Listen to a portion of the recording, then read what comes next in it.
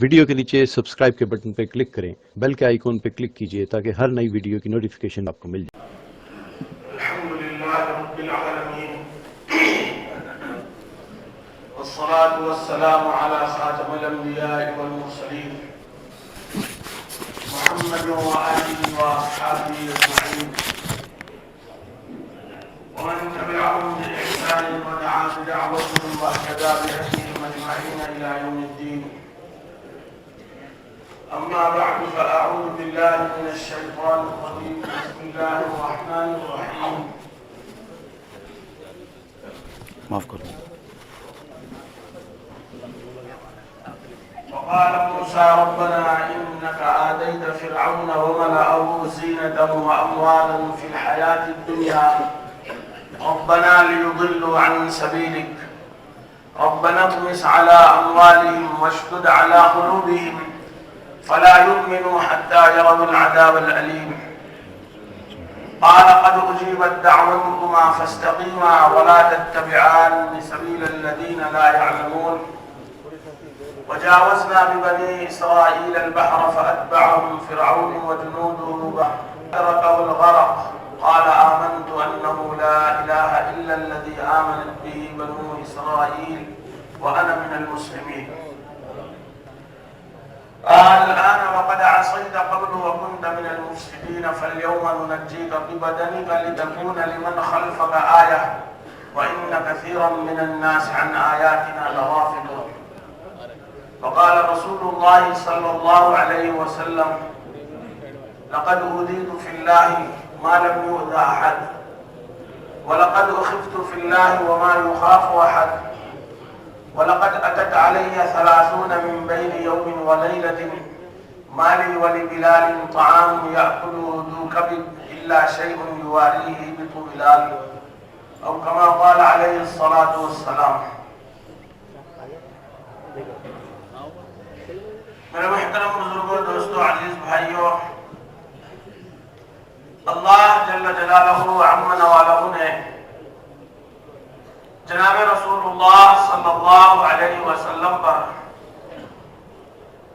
نبوت اور رسالت کا سنہری سلسلہ ختم فرما کر آپ صلی اللہ علیہ وسلم کو قیامت تک کے لیے انسانوں اور جنات کے لیے نبی بنا کر مبعوث فرمایا. اللہ جل جلالہ عم نوالہ نے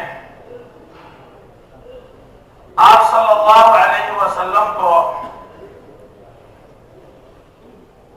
آخری نبی بنا کر مبعوث فرمایا. قیامت تک اب کوئی نبی آنے والا نہیں ہے، نبیوں کا سلسلہ ختم ہو گیا اور اللہ تبارک و تعالی نے اعلان فرما دیا کہ اب دین مکمل ہو چکا ہے. پہلے انبیاء علیہم الصلوات والتسلیمات کو اللہ تعالی نے دین دیا تھا، شریعتیں عطا فرمائی تھی، لیکن وہ دین کو اللہ تبارک و تعالی یہ خاصیت نہیں دی تھی کہ اس کے بارے میں یہ کہا ہو کہ یہ دین مکمل ہے. مکمل دین اللہ تبارک و تعالی نے اپنے حبیب صلی اللہ علیہ وسلم کو عطا فرمایا اور آپ صلی اللہ علیہ وسلم کو نبوت کا جو دائرہ عطا فرمایا ہے وہ ساری انسانیت اور سارے جنات ہیں. اور آپ صلی اللہ علیہ وسلم کی عمر مبارک اللہ تبارک و تعالی نے دنیا میں نبوت عطا فرمانے کے بعد صرف 23 سال کی دی. 23 سالہ آپ صلی اللہ علیہ وسلم کو عمر مبارک عطا فرمائی اور آپ صلی اللہ علیہ وسلم کا نبوت کا زمانہ قیامت تک ہے. انسانوں کے لیے بھی نبی ہے، جنات کے لیے بھی نبی ہے. پہلے انبیاء علیہ الصلوات والتسلیمات کی عمریں لمبی لمبی، حضرت صالح علیہ السلام کے بارے میں لکھا ہے کہ 3000 سال کی عمر تھی حضرت صالح علیہ السلام کی.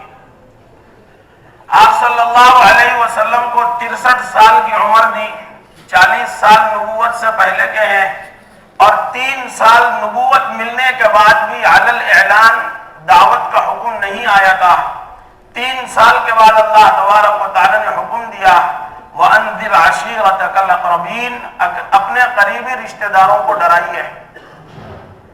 پھر اللہ تبارک و تعالی نے حکم دیا فَاصْدَعْ بِمَا تُؤْمَرُ وَأَعْرِضْ عَنِ الْجَاهِلِينَ، جس بات کا حکم دیا جا رہا ہے اس کو کھلم کھلا لوگوں میں پہنچائیے۔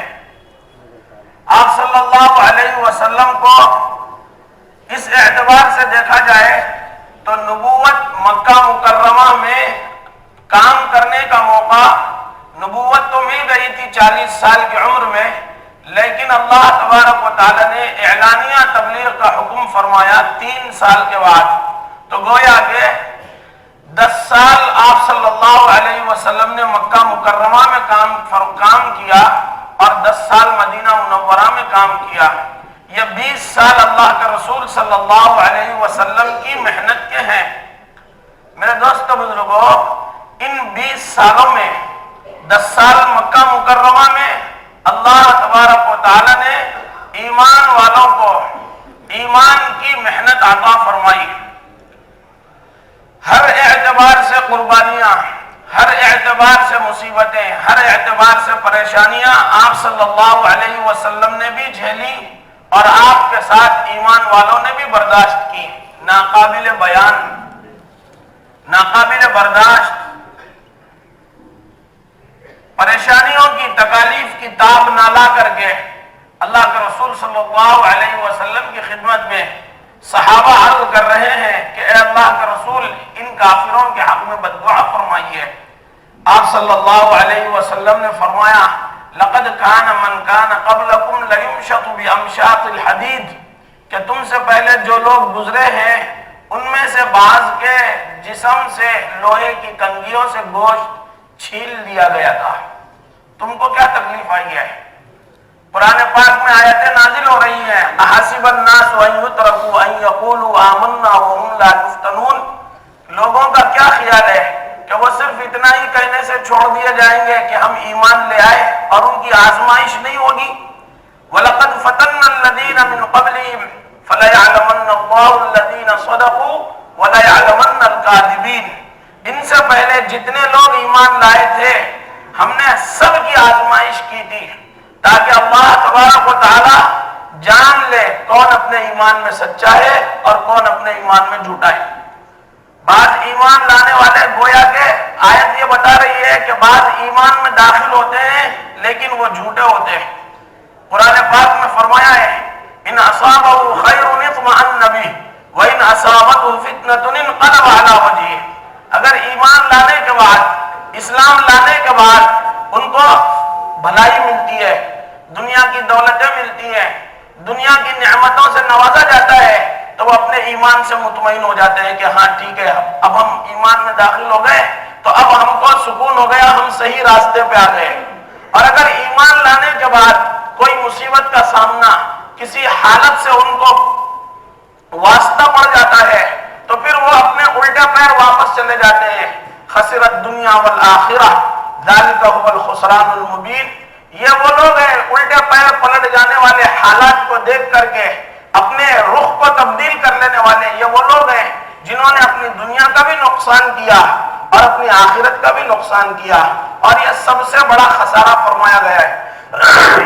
تو اللہ تعالیٰ فرما رہے ہیں کہ ایمان لانے کے بعد تمہاری آزمائش تو کی جائے گی، ایک ایمان والا بھی ایسا نہیں چھوڑیں گے کہ ہم اس کو آزمائے بغیر اس کو گزار دے۔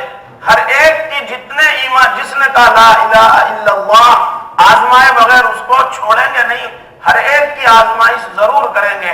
اللہ ہم سب کی حفاظت بھی فرمائے۔ میرے دوستو بزرگوں، آپ صلی اللہ علیہ وسلم مکہ مکرمہ کی 13 سالہ زندگی میں پریشانیاں اٹھا رہے ہیں۔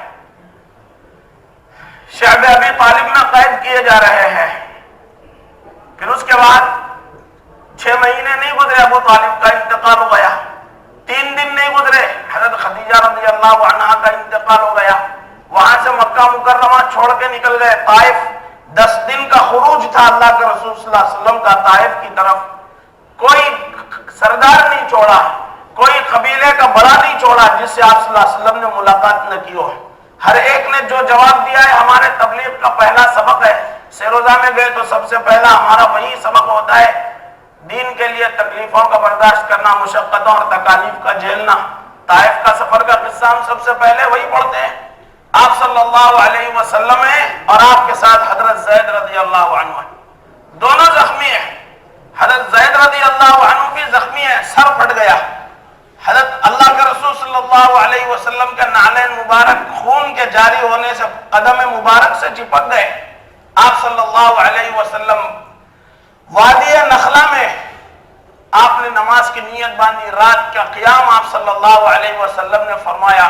قرآن پاک میں اللہ تعالیٰ نے فرمایا کہ اس دوران میں جنات کی ایک جماعت گزری، آپ صلی اللہ علیہ وسلم کو نماز پڑھتے ہوئے دیکھا۔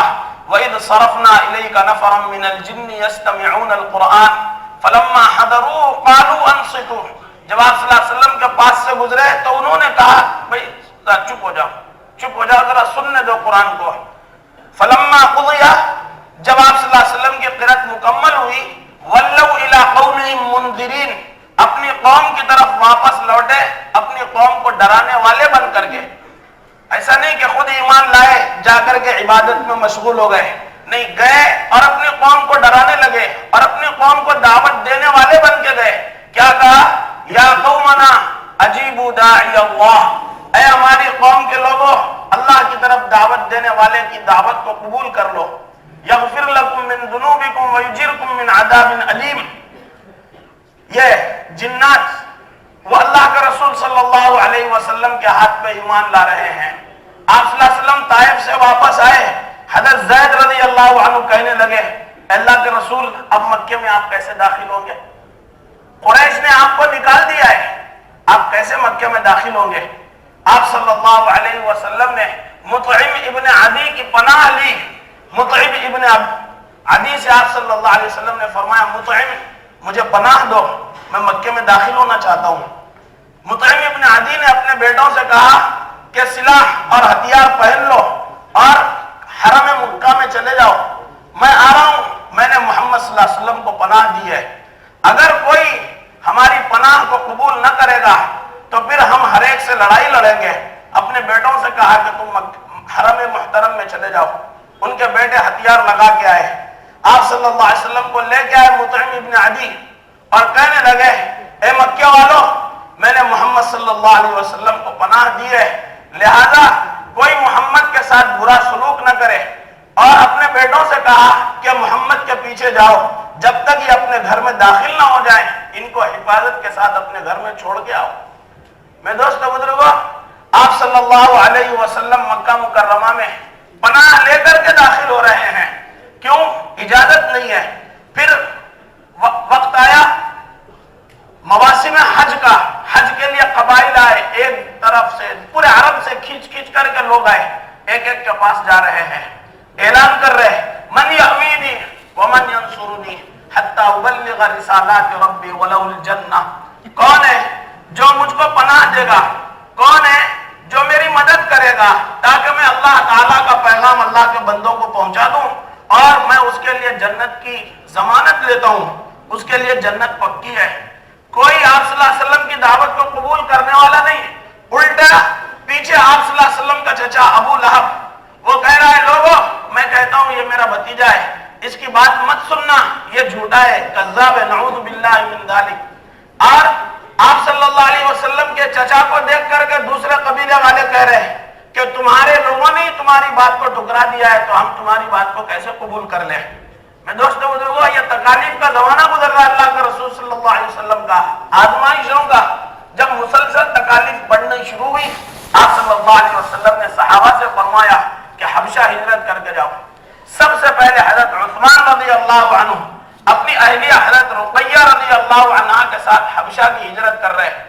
علامہ ابن قیم رحمۃ اللہ علیہ نے زاد المعاد میں لکھا ہے کہ یہ سب سے پہلا قافلہ تھا، 12 مرد اور 4 عورتیں، 16 افراد کی بیرون کی جماعت تھی ماں مستورات کی۔ آپ صلی اللہ علیہ وسلم نے ان کو رخصت فرمایا، اس میں آپ صلی اللہ علیہ وسلم کے گھرانے کی افراد، آپ کے داماد اور آپ کی بیٹی صاحبہ ہیں۔ سب سے پہلی جماعت ماں مستورات کی ہے جو آپ صلی اللہ علیہ وسلم نے بیرون کے لیے روانہ فرمایا، حبشہ، اس زمانے کا حبشہ۔ جب یہ روانہ ہوئی جماعت، مشرکین مکہ کو پتہ چلا، یہ پیچھا کرنے کے لیے پہنچے، لیکن لیکن اللہ تبارک و تعالیٰ نے ان کو بحفاظت تمام حبشہ پہنچا دیا، یہ ہاتھ نہ آئے۔ پھر دوسرا سال آیا اور تکالیف پڑی، پتہ چلا کہ وہاں پہ مشرکین، وہاں پہ حبشہ کا بادشاہ نجاشی ان کا بڑا اکرام کر رہا ہے، بڑا احترام کر رہا ہے، بڑے سکون سے ان کی زندگی بسر ہو رہی ہے۔ تو انہوں نے یہاں پہ اور تکالیف کا سلسلہ شروع زیادہ بڑھا دیا۔ اللہ کے رسول نے اور آگے ان کو حکم دیا کہ پھر دوسری جماعت جائے۔ پھر دوسری جماعت گئی، آپ صلی اللہ علیہ وسلم نے ان کو بھی رخصت کیا۔ اس میں آپ صلی اللہ علیہ وسلم کے گھرانے کے افراد میں حضرت جعفر ابن ابی طالب، آپ صلی اللہ علیہ وسلم کے چچا زاد بھائی، روایت میں اللہ کا رسول صلی اللہ علیہ وسلم سے سب سے زیادہ خلقاً اور خلقاً، اخلاق میں بھی اور جسم اور جثے میں سب سے زیادہ مشابہ اللہ کے رسول کے حضرت جعفر رضی اللہ عنہ تھے۔ آپ صلی اللہ علیہ وسلم نے ان کو رخصت کیا، وہ بھی گیا آپ صلی اللہ علیہ وسلم کو چھوڑ کر کے حبشہ۔ میں دوستو بزرگوں، یہ سن 6 نبوت کا واقعہ ہے۔ سن 6 نبوت، آپ صلی اللہ علیہ وسلم نبی بن کر کے 6 سال ہوئے، پہلے 5ویں سال میں جماعت بھیجی، دوسری 6 سال میں آپ صلی اللہ علیہ وسلم نے جماعت بھیجی۔ یہ جماعت واپس آئی سن 7 ہجری میں، ادھر کے 5 سال ادھر کے 7 سال، کتنے ہو گئے؟ 12 سال کی جماعت تھی۔ یہ کوئی 4 مہینے 5 مہینے ماہ مستورات 2 مہینے کی جماعت نہیں تھی، یہ 12 سال کی جماعت تھی جو حبشہ میں انہوں نے 12 سال ماہ مستورات لگائے۔ اور وہاں پہ حالات آئے، ام حبیبہ بنت ابی سفیان، ابو سفیان کی بیٹی تھی حضرت ام حبیبہ، اللہ کے رسول صلی اللہ علیہ وسلم کی زوجہ مطہرہ بنی۔ ان کا شوہر وہاں پہ جا کر عیسائی ہو گیا اور اسی حال میں اس کا انتقال ہو گیا۔ اللہ کے رسول صلی اللہ علیہ وسلم کو پتا چلا تو آپ صلی اللہ علیہ وسلم نے جب بادشاہ کو نجاشی کو خط لکھا، اسلام کی دعوت دی، وہ مسلمان ہو گئے۔ انہوں نے کہا اگر مجھے اس بات کی قدرت ہوتی کہ میں اللہ کے رسول کے پاس آتا تو میں ضرور آتا اللہ کے رسول صلی اللہ علیہ وسلم کے پاس۔ آپ صلی اللہ علیہ وسلم نے اس خط میں یہ بھی لکھا تھا کہ ام حبیبہ سے میرا نکاح کرا دو۔ انہوں نے نکاح بھی کرایا، اپنی طرف سے مہر بھی ادا کیا، اور آپ صلی اللہ علیہ وسلم نے فرمایا تھا اس جماعت کو واپس مدینہ بھیجو، تو انہوں نے 2 کشتیوں کا انتظام کیا۔ ان 2 کشتیوں میں سوار ہو کر کے وہ جماعت مدینہ منورہ آئی۔ جس دن آپ صلی اللہ علیہ وسلم نے خیبر فتح کیا تھا سن 7 ہجری میں، وہ جماعت آئی مدینہ منورہ۔ خیبر مدینہ منورہ سے تقریباً 150 کلومیٹر کے فاصلے پر تبوک کے راستے میں پڑتا ہے۔ آپ صلی اللہ علیہ وسلم نے جب اپنے بھائی کو دیکھا حضرت جعفر رضی اللہ عنہ کو، تو فرمایا کہ مجھے پتہ نہیں چل رہا ہے کہ میرے لیے آج خیبر فتح ہونے کی وجہ سے خوشی کا دن ہے یا میرے بھائی جعفر کے آنے کی وجہ سے خوشی کا دن ہے۔ یہ میرے بھائی کے آنے کی وجہ سے مجھے خوشی ہو رہی ہے یا خیبر فتح ہونے کی وجہ سے خوشی ہو رہی ہے۔ آپ صلی اللہ علیہ وسلم نے اپنے بھائی کو 12 سال کے بعد میں دیکھا ہے یا 11 سال کے بعد میں دیکھا ہے۔ پھر میرے دوستو بزرگوں، چند سال گزرے، ابھی چند مہینے گزرے، دوسرا تقاضا سامنے اللہ کے رسول صلی اللہ علیہ وسلم کے غزوہ موتا کی شکل میں آپ صلی اللہ علیہ وسلم نے 3000 صحابہ کی جماعت بنائی۔ پھر اس میں حضرت اپنے منہ بولے بیٹے کو متبنہ حضرت زید بن حارثہ جو طائف میں اللہ کے رسول صلی اللہ علیہ وسلم کے ساتھی تھے، ان کو اس جماعت کا امیر بنایا اور فرمایا ان قتل، اگر یہ قتل کر دیے جائیں، اگر یہ شہید ہو جائیں تو جعفر ابن ابی طالب یہ امیر ہوں گے، اگر یہ شہید ہو جائیں تو عبداللہ ابن رواحہ امیر ہوں گے، پھر یہ بھی شہید ہو جائے تو پھر مسلمانوں کے حوالے ان کا معاملہ جس کو چاہے امیر بنائے۔ اللہ کا رسول صلی اللہ علیہ وسلم نے اس جماعت کو رخصت کیا، مشایعت کے لیے آپ صلی اللہ علیہ وسلم ان کو رخصت کرنے کے لیے آئے۔ لوگوں نے دیکھا عبداللہ ابن رواحہ رضی اللہ عنہ رو رہے۔ لوگوں نے پوچھا کہ عبداللہ کیوں رو رہے ہو؟ تو فرمایا کوئی دنیا کے چھوٹنے سے یا بیوی بچوں کی جدائی سے نہیں رو رہا ہوں، اللہ کا رسول صلی اللہ علیہ وسلم کو میں نے ایک آیت پڑھتے ہوئے سنا تھا، وہ آیت مجھے رلا رہی ہے۔ فرمایا وہ کون سی آیت ہے؟ فرمایا قرآن پاک میں اللہ نے فرمایا ہے وَإِن مِّنكُمْ إِلَّا وَارِدُهَا كَانَ عَلَىٰ رَبِّكَ حَتْمًا مَّقْضِيًّا، تم میں سے ہر ایک کو پل صراط پہ سے گزرنا ہے، یہ اللہ تعالیٰ کا ایک اٹل فیصلہ ہے جو کیا جا چکا ہے۔ اس آیت نے مجھے رلا دیا ہے کہ جب پل صراط پہ سے گزروں گا تو میرا حال پتہ نہیں ہے کہ میں کس حال میں واپس لوٹوں گا نہیں لوٹوں گا۔ تو لوگوں نے ان کو تسلی دی اور فرمایا صحبکم اللہ ودفع عنکم، وہ اللہ تبارک و تعالیٰ تمہارا ساتھی ہو، اور اللہ تمہارے اوپر سے غم اور بلاؤں کو دور فرمائے، اور اللہ تعالیٰ ہمارے پاس تم کو صحیح سلامتی کے ساتھ واپس لوٹا دے مدینہ منورہ کو۔ حضرت عبداللہ ابن رواحہ رضی اللہ عنہ نے فرمایا لیکننی اسأل الرحمن مغفرتا وضربتا ذات فرع تنقف، اور میں تو اللہ تبارک و تعالیٰ سے مغفرت مانگتا ہوں، میں واپس ہی نہیں مانگتا کہ میں واپس مدینہ منورہ میں آ جاؤں، میں تو اللہ تبارک و تعالیٰ سے مغفرت مانگتا ہوں اور ایک ایسے نیزے کا وار مانگتا ہوں جو میرے کلیجے میں اتر جائے اور میری شہرت کو کاٹ دے اور میرا کام تمام ہو جائے۔ حتی اذا مروا علی جدثی ارشدہ اللہ من غاز وقد رشدہ، تو وہ لوگ جب میری قبر سے گزرے تو یوں کہیں کہ اللہ تعالیٰ تجھ غازی سے خوش ہو جائے، واقعی تو کامیاب تھا۔ میں یہ چاہتا ہوں، میں یہ نہیں چاہتا کہ واپس مدینہ منورہ میں آ جاؤں۔ میں دوستو حضرت مولانا الیاس صاحب رحمۃ اللہ علیہ فرماتے تھے اس راستے میں شوق شہادت کے ساتھ پھرو، اور اس راستے میں اپنی قبریں بنانے کی نیت سے اللہ کے راستے میں نکلا کرو۔ حضرت مولانا یوسف صاحب رحمۃ اللہ علیہ نے اپنی زندگی میں وصیت کی تھی کہ جس اسٹیشن پہ میری وفات ہو جائے، میری موت ہو جائے، اگلے اسٹیشن کا انتظار مت کرنا، وہیں پہ میری قبر بنا دینا۔ جب حضرت کا پڑوس میں انتقال ہوا تھا، جنازہ وہاں سے لایا گیا نظام الدین کو، حضرت شیخ الحدیث مولانا زکریا صاحب نور اللہ مرقدہ باقاعدہ حضرت سرپرست بھی تھے مولانا یوسف صاحب رحمۃ اللہ علیہ کے۔ بعد میں پتہ چلا کہ مولانا یوسف صاحب رحمۃ اللہ علیہ کی خواہش تھی کہ جہاں انتقال ہو جائے مجھے وہیں دفن کر دینا، تو بڑے ناراض ہو گئے کہ مجھے پہلے کیوں نہیں بتایا گیا، اگر مجھے پہلے بتا دیا جاتا تو میں کبھی بھی وہاں سے میت کو یہاں پہ نہ بلاتا، وہیں پہ دفن کرتا۔ میں دوستو بزرگوں، اللہ کے رسول صلی اللہ علیہ وسلم نے صحابہ کی جماعت بنا بنا کر کے گھر میں بیٹھنے نہیں دیا سکون سے، جو جس حال میں تھا اللہ کے رسول صلی اللہ علیہ وسلم نے اس حال میں ان کو نکلنے کی ترغیب دی اور ان کو مدینہ منورہ سے باہر جا کر کے مرنے کے واسطے ان کے فضائل سنائے کہ مدینے کے باہر اللہ کے دین کے لیے جا کے مرو۔ چنانچہ حیات الصحابہ میں حضرت مولانا یوسف صاحب رحمۃ اللہ علیہ نے چوتھا حیات الصحابہ میں جملہ تین جلدیں حیات الصحابہ کی 18 ابواب ہیں، اس کے اندر چوتھا باب ہے باب الہجرہ سے۔ حضرت مولانا یوسف صاحب رحمۃ اللہ علیہ نے باب الہجرہ اس میں شروع میں ہی لکھا ہے کیف ترکت الصحابہ رضی اللہ عنہم اوطانہم العزیزہ، صحابہ رضی اللہ تعالی عنہم اجمعین نے اپنے پیارے وطنوں کو کیسے چھوڑا، مع ان فراق الوطن شدید علی النفوس، باوجود یہ کہ اپنے وطنوں کو چھوڑنا اللہ کے دین کے لیے یہ جانوں کے اوپر بہت مشقت گزرتی ہے، اس کے باوجود صحابہ رضی اللہ تعالی عنہ اجمعین اللہ کے راستے میں گئے، اور پھر لم يرجعوا الى اوطانهم الى الموت، یہ الفاظ حیات الصحابہ میں لم يرجعوا الى اوطانهم الى الموت، وہ موت تک پھر اپنے وطنوں کو واپس نہیں آئے۔ پھر آگے لکھتا ہے وَكَيْفَ كَانَ ذَلِكَ أَحَبَّ إِلَيْهِمْ مِنَ الدُّنْيَا وَمَتَاعِهَا، اور اللہ کے راستے میں مر جانا دنیا اور دنیا کے مال و متاع سے زیادہ ان کو کیسا محبوب تھا، اللہ کے راستے میں مر جانا ان کو کتنا محبوب تھا۔ اور آگے لکھا کہ وہ کیسے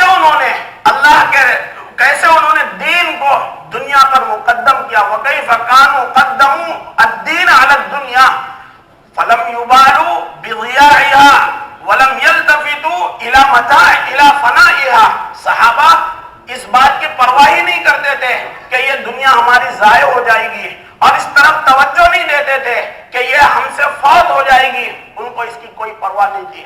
اور یہ ترجمۃ الباب ہے حیات الصحابہ کا، اس میں حضرت مولانا یوسف صاحب رحمۃ اللہ علیہ آگے لکھتے ہیں وَكَيْفَ كَانُوا يَفِرُّونَ مِن بِلَادٍ إِلَى بِلَادٍ، اور وہ کس طریقے سے ایک ملکوں سے دوسرے ملکوں کو مارے پھرتے تھے اللہ کے دین، احتفاظا لدینہم من الفتنہ، اللہ کے دین کو فتنے سے بچانے کے لیے ملک و ملک کیسے پھرا کرتے تھے اور کیسے اس کے واسطے کوششیں کرتے تھے۔ فرماتے ہیں ایسا لگتا تھا کأنہم قد خلقوا للآخرہ وکانوا من ابنائہا، گویا کہ وہ آخرت کے لیے ہی پیدا کیے گئے ہیں بیٹے ہیں فصارت الدنیا کلھا قد خلقت لہم، تو ایسا ہو گیا گویا کہ دنیا بھی ان کے واسطے ہی پیدا کی گئی ہے. جو مانگ رہے اللہ تبارک و تعالیٰ دے رہے ہیں، جو چیز کا سوال کر رہے اللہ تعالیٰ ان کے ہاتھ نیچے آنے سے پہلے ان کے سوال کو اللہ پورا کر رہے. میرے دوستو بزرگوں، اللہ کے رسول صلی اللہ علیہ وسلم نے ایک جماعت تیار کی تھی پورے صحابہ کی. حضرت معزز رحمت اللہ علیہ کے بیانات میں ہے کہ اللہ کے رسول صلی اللہ علیہ وسلم صحابہ کو جب مدینہ منورہ بلائے مکہ مکرمہ سے، یہ جو انصار صحابہ تھے ان کی پوزیشن کیا تھی؟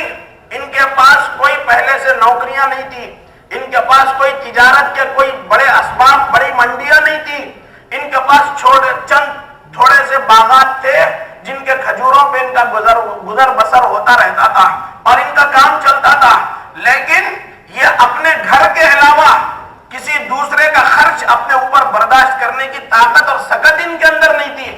اللہ کے رسول صلی اللہ علیہ وسلم نے مدینہ منورہ میں مہاجرین کو بلایا اور پھر انصار سے ان کا مواخات اور بھائی چارہ کرایا.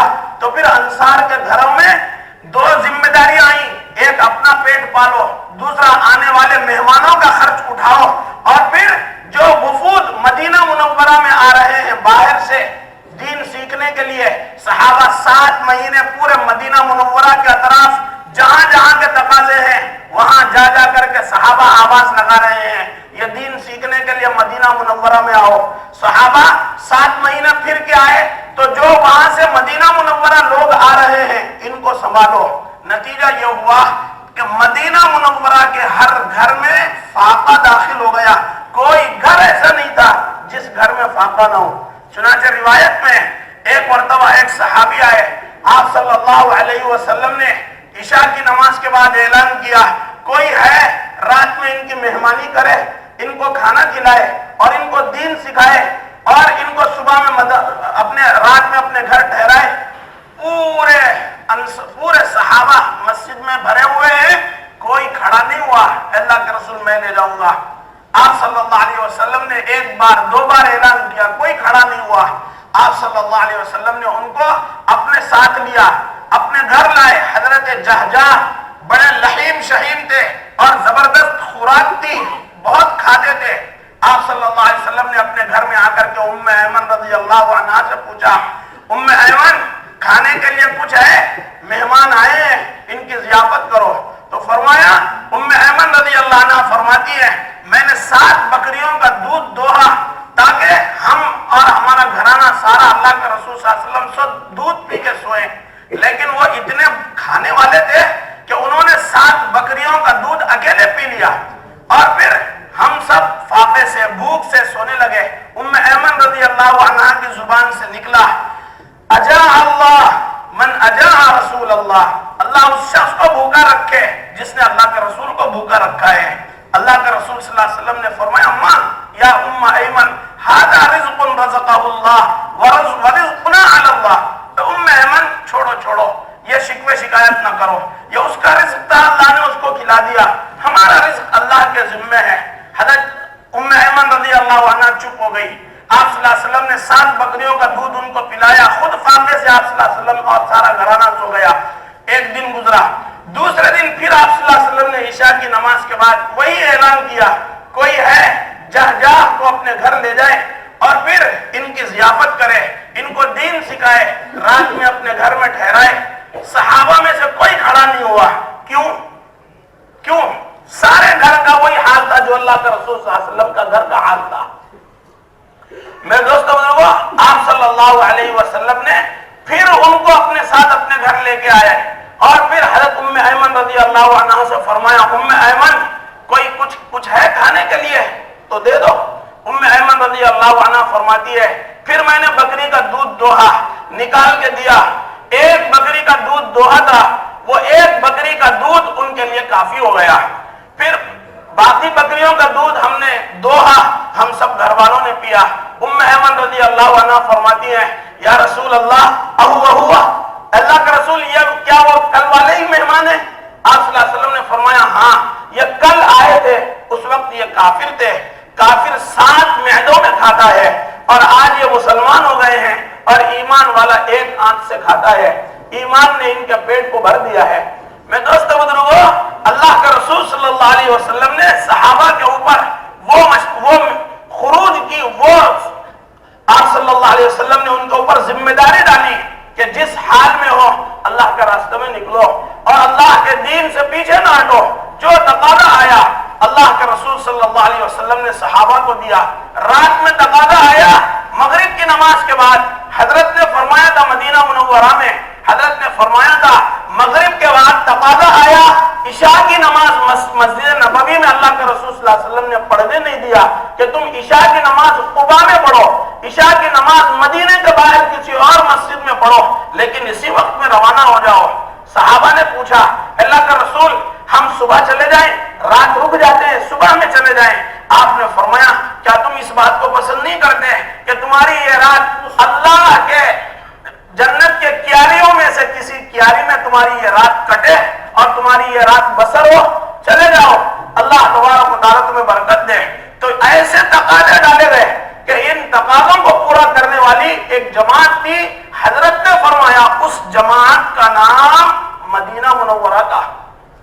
وہ جماعت مدینہ منورہ کسی بستی یا شہر یا گاؤں کا نام نہیں تھا، وہ تقاضا پورا کرنے والی اور اللہ کے دین کے لیے مار پھرنے والی ایک جماعت اور ایک ایسا اللہ کے رسول صلی اللہ علیہ وسلم کا عملہ تھا جو تقاضوں کو پورا کرتا تھا اور اپنے آپ کو ہر اعتبار سے تیار کیا ہوا تھا۔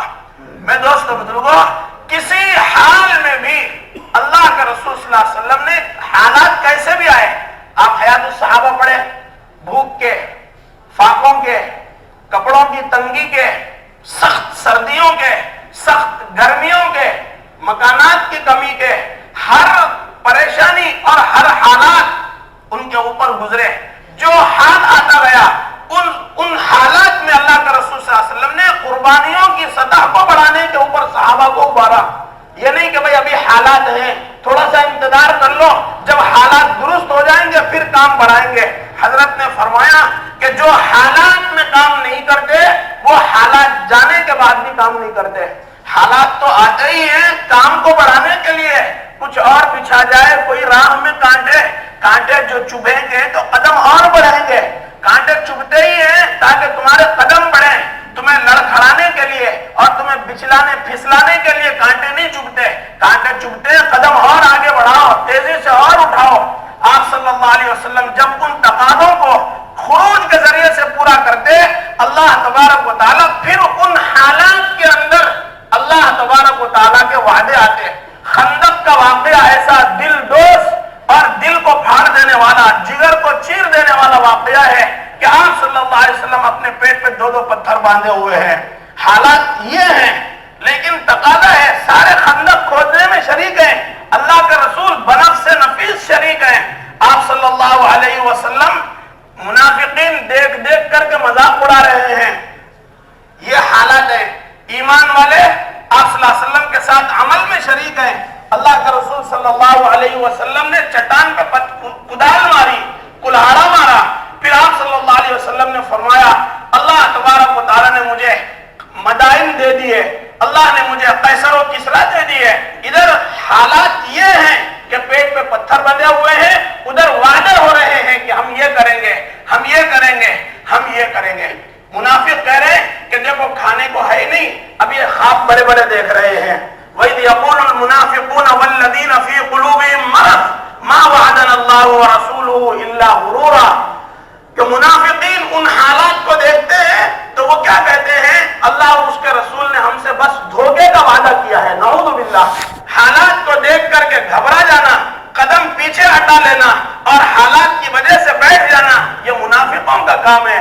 انہی حالات کو منافقوں نے دیکھا، وہی 12,000 کا لشکر ابو سفیان جو گھیر گھار کے لائے تھے ادھر ادھر سے، وہی 12,000 کا لشکر ایمان والوں نے دیکھا۔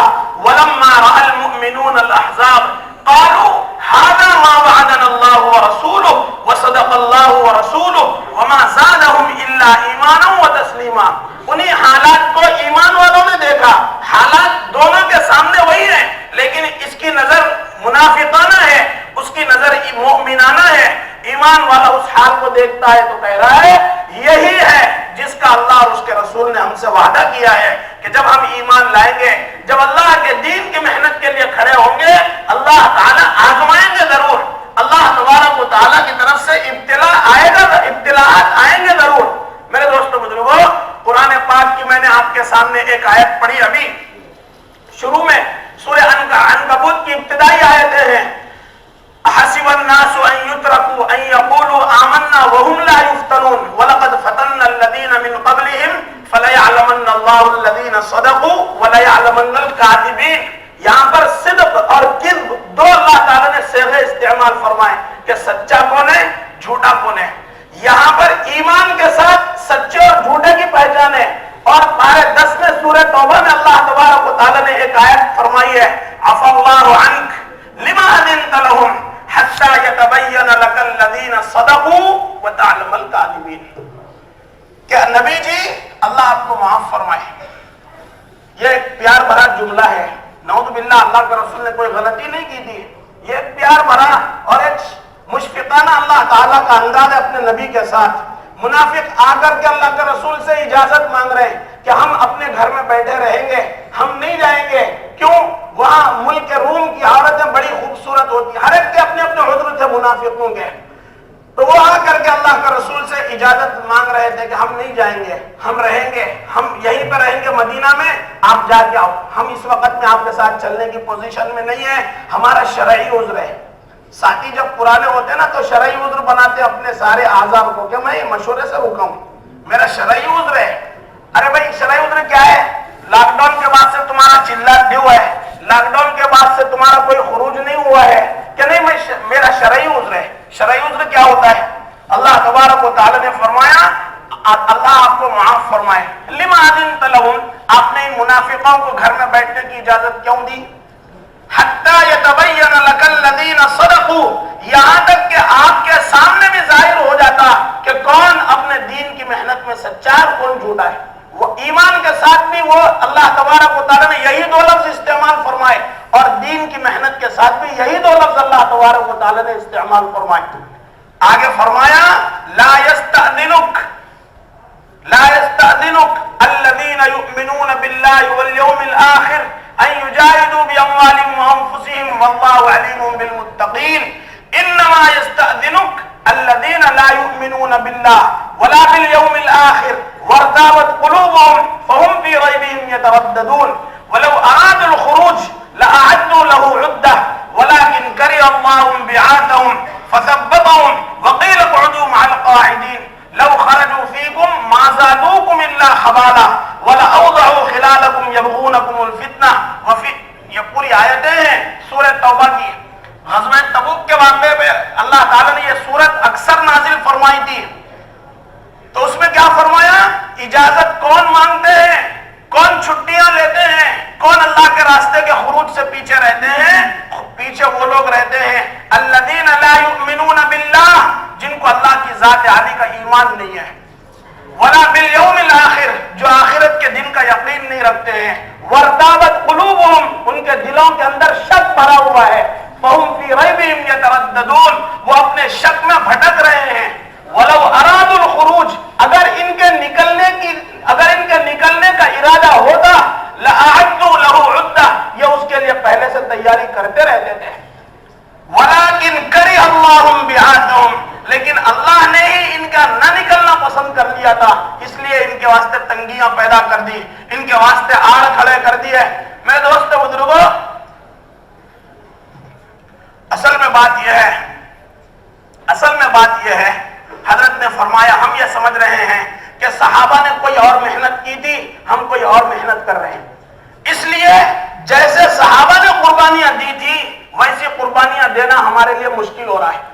اگر ہم یہ سمجھتے اور دل کی بصیرت کے ساتھ اس کا یقین اپنے دل میں بٹھاتے کہ بالکل یہ وہی محنت ہے جو اللہ کے رسول نے اور صحابہ نے کی تھی، تو ہمارے لیے بھی وہ قربانیاں آسان ہوتی جو اللہ کے رسول اور صحابہ نے دی تھی۔ زینب بن حضرت اللہ کے رسول صلی اللہ علیہ وسلم بدر میں جا رہے ہیں، اپنی بیمار بیٹی کو چھوڑ کے جا رہے ہیں، واپس آتے اللہ کے رسول صلی اللہ علیہ وسلم، اپنی بیٹی کا انتقال ہو جاتا ہے، دفن میں اللہ کے رسول صلی اللہ علیہ وسلم شریک نہیں ہوتے ہیں، احد کے میدان میں زخمی ہو جاتے ہیں، اپنی انگلی کو کہتے حل انتی الا اصبع دمیتی وفی سبیل اللہ ما لقیتی، کہ تو ایک انگلی تو ہی ہے جو اللہ کے راستے میں زخمی ہوئی ہے، یہ کوئی ایسی بات نہیں ہے۔ آپ صلی اللہ علیہ وسلم زخمی ہو رہے ہیں، آپ صلی اللہ علیہ وسلم کے دندان مبارک ٹوٹ رہے ہیں، آپ صلی اللہ علیہ وسلم کے سر مبارک میں خود کی کڑیاں گھس رہی ہے، آپ صلی اللہ علیہ وسلم بے ہوش ہو کر کے گر رہے ہیں، آپ صلی اللہ علیہ وسلم کے صحابہ روایت میں نماز پڑھا رہے ہیں، ایک صف مکمل نماز کی حالت میں کھڑے قد سے گر گئی نماز میں، آپ صلی اللہ علیہ وسلم نے نماز کے بعد دیکھا صحابہ کو تو یہ نہیں کہا کہ بھائی کیوں اتنا بھوک برداشت کر رہے ہو، کیوں اتنے فاقے کی زندگی بسر کر رہے ہو، کہیں جا کے کما کیوں نہیں لیتے، کہیں سے معاش کا انتظام کیوں نہیں کر لیتے، کیا کہا واللہ لو تعلمون ما لکم عند اللہ لاحببتم ان تزدادوا فاقۃ وحاجہ، اگر تمہیں پتا چل جائے کہ اللہ کے پاس تمہارے لیے کیا مقام و مرتبہ ہے تو تم اس سے زیادہ فاقوں کو برداشت کرنے کے لیے تیار ہو جاؤ گے، یہ کہا اللہ کے رسول صلی اللہ علیہ وسلم نے۔ میں دوستو بزرگوں، یقین کی بات ہے، دل میں اتر جانے کی بات ہے۔ مولانا الیاس صاحب رحمۃ اللہ علیہ سے کسی صاحب نے کہا حضرت یہ آپ کا کام اقرب الی السنہ ہے، سنت سے بالکل قریب معلوم ہوتا ہے۔ حضرت نے فرمایا بھائی میں تو عین سنت سمجھ کے کر رہا ہوں، میرا سنت سے قریب نہیں ہے کام، میرا یہ کام عین سنت ہے، عین سنت ہے۔ ایک ایک کے گھر پہ جانا، اس کو فرائض پہ آمادہ کرنا، اس کو احکامات اسلام کے اوپر کھڑا کرنے کی کوشش کرنا، اللہ سے اس کا رشتہ جوڑنا، اس کے واسطے راتوں میں اٹھ کر کے رونا، اپنی محنت کی نفی کرنا، اس کے واسطے منت سماجت کرنا۔ میرے دوستو بزرگوں، یہی تو انبیاء علیہم الصلوات والتسلیمات کی محنت تھی۔ میرے دوستو بزرگوں، ہم بارہ کہتے ہیں، یہ اللہ کے رسول صلی اللہ علیہ وسلم کی وفات کے وقت میں جب وفات ہوئی، حضرت صدیق اکبر رضی اللہ عنہ نے فرمایا تھا کہ جو اللہ کے رسول کے زمانے میں اونٹ کی رسی زکات میں دیتا تھا، ابو بکر کے خلیفہ بننے کے بعد اونٹ دے گا، رسی نہیں دے گا تو میں اس سے بھی جہاد کروں گا۔ حضرت نے فرمایا تھا کہ اس زمانے میں اونٹ کی رسی چھوڑ دینے پہ پورے مدینے کو خالی کر دیا تھا، آج صرف رسی کے بقدر دین باقی، اب پورا اونٹ ختم ہو گیا، لوگ پوچھ رہے نکلنا ضروری ہے کیا؟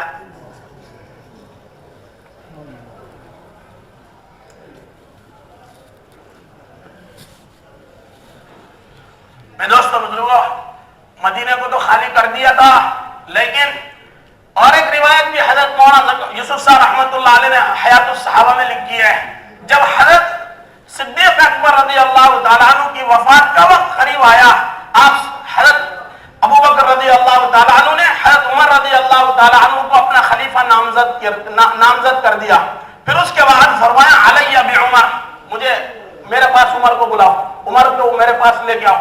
حضرت عمر رضی اللہ تعالیٰ عنہ آئے، حضرت ابو بکر رضی اللہ عنہ نے فرمایا یا عمر اسمع ما اقول لك ثم اعمل به، عمر میں تم سے کچھ کہہ رہا ہوں، اس کو غور سے سنو اور جو میں کہوں اس پہ عمل کرنا، ثم اعمل به، اس پہ عمل کرو۔ پھر اس کے بعد حضرت ابو بکر رضی اللہ عنہ نے فرمایا مجھے ایسا لگ رہا ہے کہ آج میری وفات ہو جائے گی۔ پھر اس کے بعد فرمایا اگر میری صبح میں وفات ہو جائے رات کا انتظار مت کرنا۔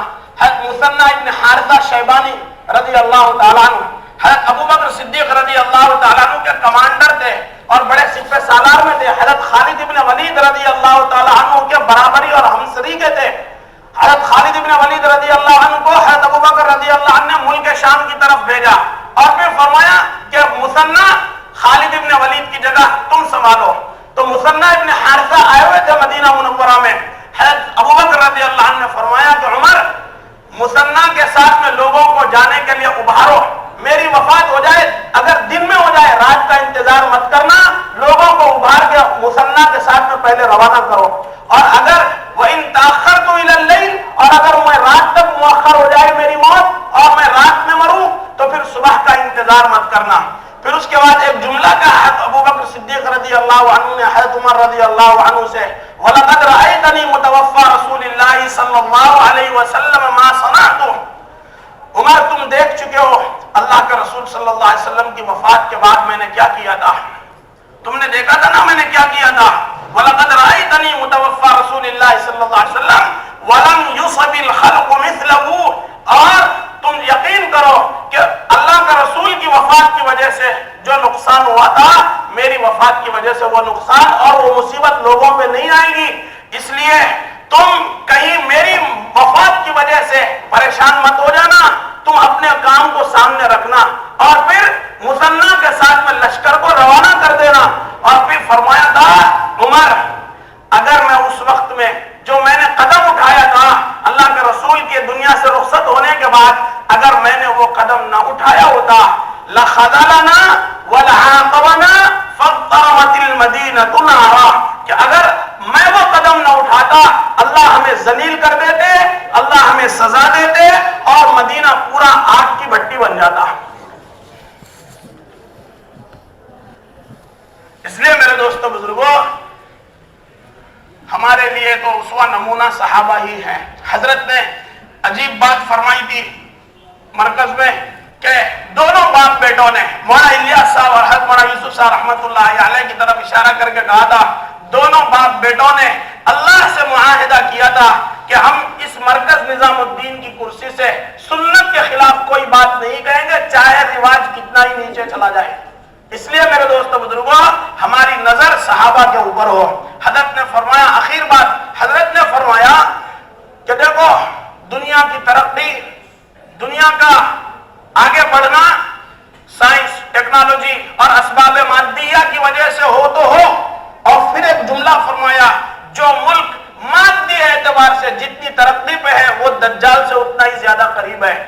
ہماری ترقی مادیات میں نہیں ہے، ہماری ترقی صحابہ کو دیکھ کے پیچھے لوٹنے میں ہے۔ جتنا ہم صحابہ کے قریب ہوتے جائیں گے اللہ کی مدد اور نصرت کے اتنے ہی مستحق ہوتے جائیں گے۔ اس لیے میرے دوستو بزرگوں ہمارے لیے نمونہ اور صحابہ ہمارے لیے اسوہ اور نمونہ یہی صحابہ کی زندگیاں ہیں۔ اگر ہم نے ان سے نظریں ہٹا لی اور اپنے کاروبار کی وجہ سے اور اپنے بیوی بچوں کے تقاضوں کی وجہ سے اور اپنے گھر کے رہائش کے پرسکون اور پرتعیش اور آرام دہ ہونے کے اعتبار سے اور کسی اور وجہ سے بھی ہم نے اللہ کے راستے کے خروج کو پیچھے کر دیا میرے دوستو بزرگوں پھر حضرت مولانا الیاس صاحب رحمۃ اللہ علیہ فرماتے تھے اللہ کے راستے سے خروج، اللہ کے راستے کے خروج کو چھوڑ دینا یا اللہ کے راستے کے خروج میں تاخیر کرنا اللہ کے عذاب کو دعوت دینا ہے۔ اس لیے میرے دوستو بزرگوں ملکی اعتبار سے، عالمی اعتبار سے، مستورات کے اعتبار سے اور ہر اعتبار سے جو ہمارے سامنے تقاضے ہیں کو حضرت نے فرمایا غور سے سن لے، ہمارے حضرت نے یہی جملہ کہا تھا غور سے سن لے ہمارے ساتھی، مردوں کے اور مستورات کے کام میں اور ان کی ذمہ داریوں میں دعوت کے اعتبار سے بال برابر بھی فرق نہیں ہے۔ جو ذمہ داری مردوں کی ہے وہی ذمہ داری مستورات کی ہے۔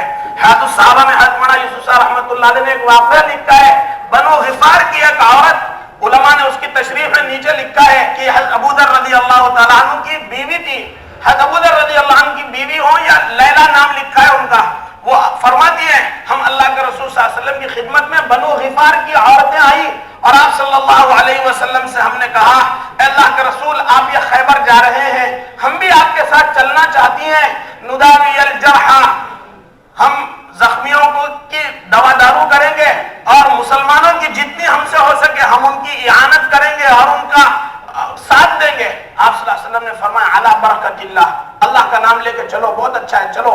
حضرت وہ بنو غفار کی وہ عورت جن کا نام لیلا لکھا ہوا ہے انہوں نے کہا اللہ کے رسول صلی اللہ علیہ وسلم نے مجھے اپنے ساتھ اونٹ پہ اس حصے پہ بٹھایا جہاں پہ مسافر اپنا سفر کا سامان رکھتا ہے، اس پہ اللہ کے رسول صلی اللہ علیہ وسلم نے مجھے بٹھایا۔ آپ صلی اللہ علیہ وسلم رات بھر چلتے رہے، صبح ہوئی آپ صلی اللہ علیہ وسلم نے اپنا اونٹ بٹھایا، آپ صلی اللہ علیہ وسلم اترے، میں بھی اپنے کجاوے سے میں بھی اپنی سواری سے اتری، رحل سے اتری۔ فرماتی ہے فکانت اول حیض حضتها، وہ پہلا میرا رخصت کا دن تھا جب مجھے چھٹی ملی، یعنی اس وقت میں بالغ ہوئی اللہ کے رسول صلی اللہ علیہ وسلم کے ساتھ میں کجاوے پہ بیٹھی ہوئی تھی۔ جب میں اونٹ سے اتری تو میں نے خون دیکھا، فتطیبت فتقبضت الى الناقہ، میں اونٹنی سے جا کے چمٹ گئی شرماتے ہوئے۔ آپ صلی اللہ علیہ وسلم نے مجھے دیکھا اور خون کو دیکھا، بھئی یہ تو مستورات کا جوڑ نہیں ہے کہ کوئی بات کہتے ہوئے شرمائے. میں اس لیے عرض کر رہا ہوں کہ بہت سارے ساتھی ابھی ماں مستورات خروج کے اعتبار سے بہت پیچھے ہیں. کام ان کو سمجھ میں نہیں آ رہا، مستورات کا خروج ان کے سمجھ سے باہر ہو رہا ہے. اس لیے میں تھوڑی بات آپ کے سامنے کھل کے عرض کر رہا ہوں. حضرت نے روایت لکھی ہے، اللہ کا رسول صلی اللہ علیہ وسلم نے ان کا خون دیکھا تو آپ صلی اللہ علیہ وسلم نے فرمایا مالک، کہا بھائی کیا ہو گیا؟ پھر آپ صلی اللہ علیہ وسلم نے خود فرمایا لعلک نفستی، شاید ایسا لگ رہا ہے کہ تم کے رخصت کے دن آ گئے. انہوں نے کہا ہاں اللہ کا رسول. آپ صلی اللہ علیہ وسلم نے فرمایا ٹھیک ہے، پانی میں نمک ڈالو اور وہ کجاوا بھی دھو لو، اپنے آپ کو بھی درست کر لو، پھر اپنے اسی سواری پہ سوار ہو جاؤ. میں سواری پہ سوار ہو گئی، اللہ تعالیٰ نے خیبر فتح فرما دیا تو جو مال غنیمت ملا تھا اللہ تعالیٰ نے اس میں سے ہم لوگوں کا بھی حصہ مقرر کیا. پھر اپنے گلے کی طرف اشارہ کر کے کہا کہ دیکھو یہ جو ہار دکھ رہا ہے نا تم کو، اللہ کا رسول صلی اللہ علیہ وسلم نے یہ ہار مجھے خیبر میں فتح کے بعد دیا تھا. نہ صرف یہ کہ اللہ کے رسول نے یہ ہار دیا تھا بلکہ میرے گلے میں اللہ کے رسول صلی اللہ علیہ وسلم نے یہ ہار خود پہنایا تھا. پھر اس کے بعد فرماتے ہیں اللہ کے رسول صلی اللہ علیہ وسلم نے یہ ہار میرے گلے میں ڈالا تھا، وہ دن ہے اور آج کا دن ہے، میں نے اپنے گلے سے اس ہار کو جدا نہیں کیا. اور روایت میں لکھا ہے انہوں نے وصیت کی تھی جب میری موت ہو جائے تو میری قبر میں میرے ساتھ اس ہار کو بھی دفن کرنا. تو میرے دوستو بزرگوں، مستورات کا خروج، مستورات کا اللہ کے راستے میں نکلنا دین کی محنت میں جیسے مرد کا برابر کا حصہ ہے، مستورات کا بھی برابر کا حصہ ہے، چاہے اندرون کے اعتبار سے ہو یا بیرون کے اعتبار سے ہو. اس لیے میرے دوستو بزرگوں، ہم کو تو بس ہمارے امیر محترم نور اللہ مرقدہ فرمایا کرتے تھے کہ بھائی ہم تو ٹانگے کے گھوڑے ہیں، جیسے ٹانگے کے گھوڑے کو یہاں پہ دو وہ لگا دیے جاتے ہیں کہ ادھر ادھر نہ دیکھے، سیدھا بس سامنے دیکھ کے چلتا رہے. اور حضرت فرماتے تھے ایک جملہ، بھائی ہم تو لکیر کا فقیر ہیں، جو ہمارے بڑوں نے ہم کو کہہ دیا بس ہم اسی کے تابع ہیں، اطاعت کے ساتھ چلیں گے اور جو کہا گیا ہے اس کو کرنے کے اوپر انشاءاللہ خود بھی آمادہ ہوں گے، اپنے ساتھیوں کو بھی آمادہ کریں گے. اس لیے میرے دوستو بزرگوں، ہمت کر کے ارادے کر کے فرماؤ 4 مہینے 6 مہینے 7 مہینے یہ تو اصل نہیں ہے. اصل تو نیت سب ہمارا یہ مجمع کرے کہ بھئی میری زندگی کا مقصد تیرے دین کی سرفرازی، میں اسی لیے مسلمان، میں اسی لیے نمازی.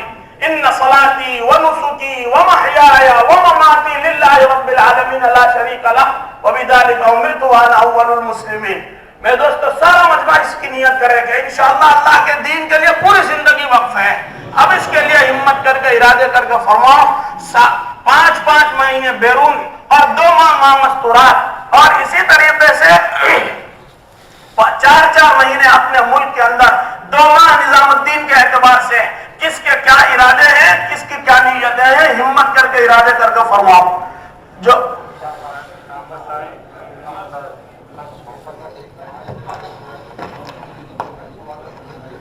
خرچ کے اعتبار سے بھی فرماؤ کہ بڑے بڑے کھلے خرچ کے ساتھ، بڑے بڑے خرچ کے ساتھ میں.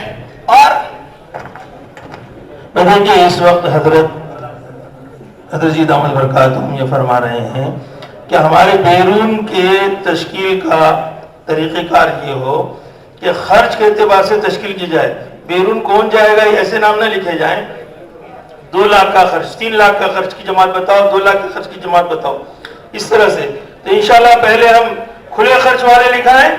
بھئی کھلے خرچ کے لیے کھڑے ہو پہلے، بھئی کھلے خرچ والے. اس کے بعد پھر 5 لاکھ والے، 1 لاکھ سے کم خرچ کی کوئی جماعت نہیں ہے.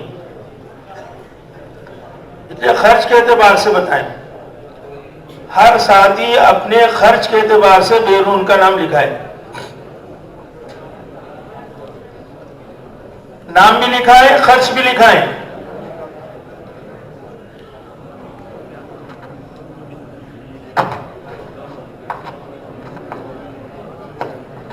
تقریباً 6-7 ساتھی طے ہوئے تھے تشکیل میں. جو ساتھی تشکیل میں طے ہوئے وہ سارے مجمع میں پھیل جائیں. بعض ساتھی ادھر دروازے کی طرف ہے، ان کی آواز نہیں پہنچتی تو وہاں پہ بھی کچھ ساتھی کھڑے ہو جائیں تشکیل کے واسطے.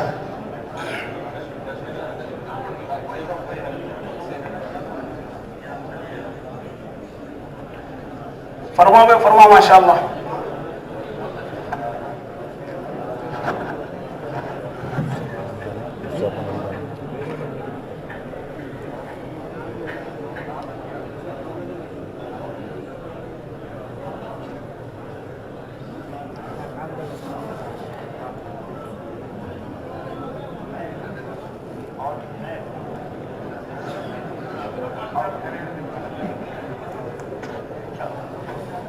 ہمارے عادل آباد کے وکیل صاحب ٹھہرے ہوئے ہیں, ذرا حضرت کا نام لکھو.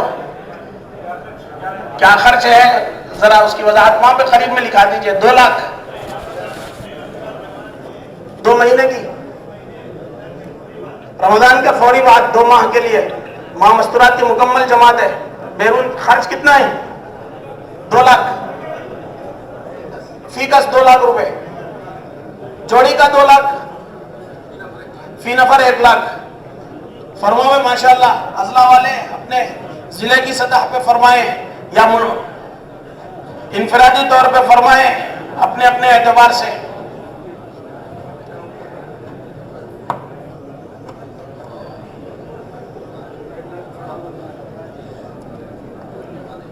رمضان کے بعد ایک جماعت ایلور سے, امیر صاحب کا نام خرچ بتائیے. 1 لاکھ خرچ ہے فی نفر 1 لاکھ خرچ. ایلور کی جماعت ہے.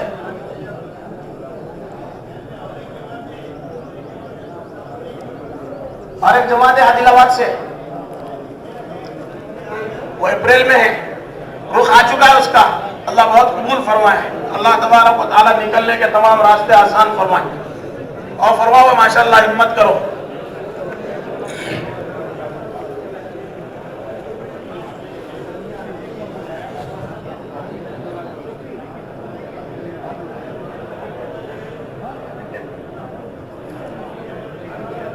فرماؤ ماشاءاللہ. بھائی ساتھی جانے کی فضا نہ بنائے. ماشاءاللہ مجمع بڑا سکون سے بیٹھا ہوا ہے. ابھی آپ کے انفرادی اعمال کے لیے انشاءاللہ وقت دیا جائے گا. فرماؤ ماشاءاللہ. تشکیل ہو ایک دوسرے کی, ساتھی ایک دوسرے کے کندھے پہ ہاتھ رکھے.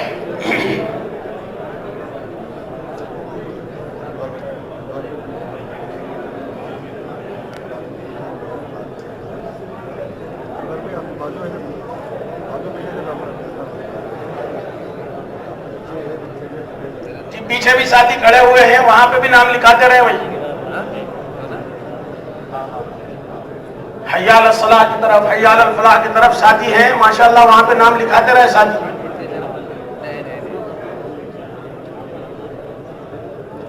ماشاءاللہ. کیا نام ہے بھائی کا؟ مچھلی پٹنم سے 4 مہینے کی ایک جماعت ہے. اللہ قبول فرمائے ماشاءاللہ. 5 مہینے کی ایک جماعت ماشاءاللہ. خرچ بتلائیے. خرچ پھر ہاں 2 لاکھ ماشاءاللہ.